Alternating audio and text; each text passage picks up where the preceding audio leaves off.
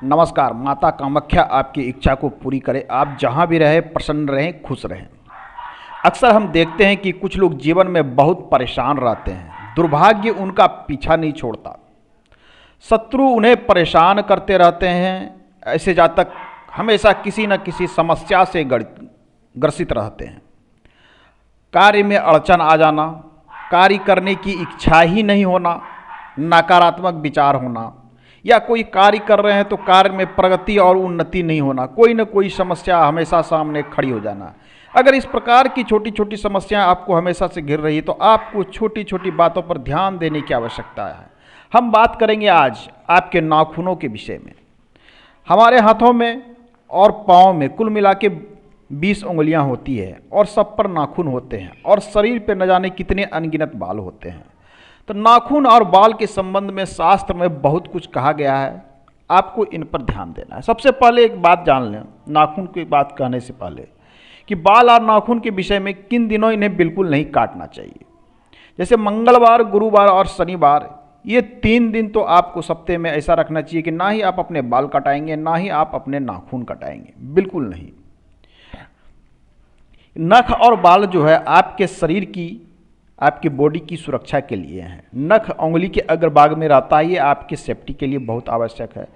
तो आप अपने सुरक्षा की चीज़ों को काट रहे हैं, तो प्रतिकूल समय में यदि आप इसे काटते हैं तो ये बिल्कुल उचित नहीं है।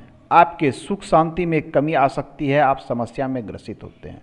तो आपको ध्यान देना है। काटने का जो शुभ सबसे अच्छा दिन माना जाता है बुधवार एवं शुक्रवार। आप बुधवार शुक्रवार को नाखून काट लीजिए। अब तीसरी बातें आती है कि नाखून काटने के बाद हम अक्सर जो देखते हैं कि लोग इसे घर में जहाँ तहाँ फेंक देते हैं।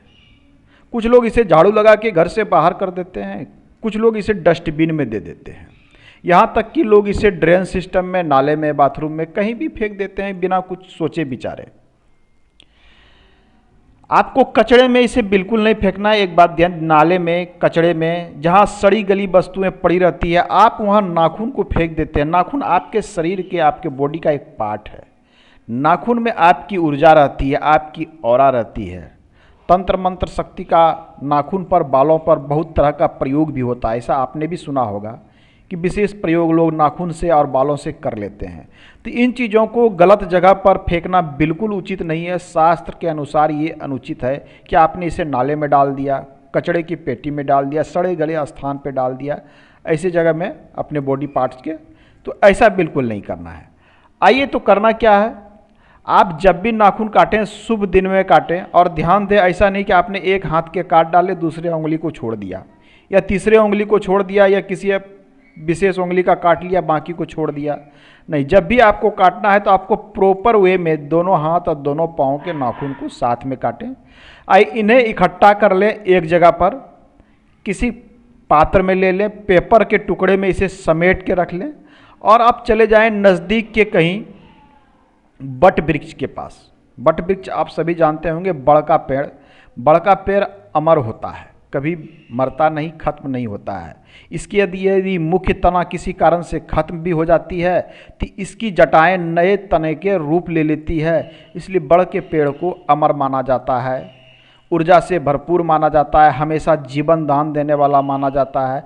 ऑक्सीजन तो सभी लोग जानते हैं कि बड़ का पेड़ जो है दिन रात ऑक्सीजन छोड़ता है, इसलिए अत्यधिक ऊर्जा वाले पेड़ है, अमर पेड़ है। ऐसी पेड़ नष्ट नहीं होती, इसकी ऊर्जाएं बढ़ते रहती है, ये बरसों बरसों तक जीवित रहते हैं। तो आपको इसके जड़ में इसे डाल देना है। संभव हो तो उस जगह वहाँ पर मिट्टी हटा के इसे उसके मिट्टी में डाल दें। आप यदि ऐसा करना शुरू कर देते हैं तो आप देखेंगे कि छोटी छोटी कारणों के कारण जो आपके साथ बड़ी बड़ी समस्याएं आ रही थी वो समस्याएं धीरे धीरे खत्म होने लगेगी और आप एक अच्छे ऊर्जा के साथ चल पड़ेंगे। आप नए कार्य की ओर आगे बढ़ेंगे, आपके जीवन और दिनचर्या में परिवर्तन हो जाएगा, आप अच्छा महसूस करेंगे, आपके कार्य चल पड़ेंगे, धन संपत्ति सब कुछ धीरे धीरे ठीक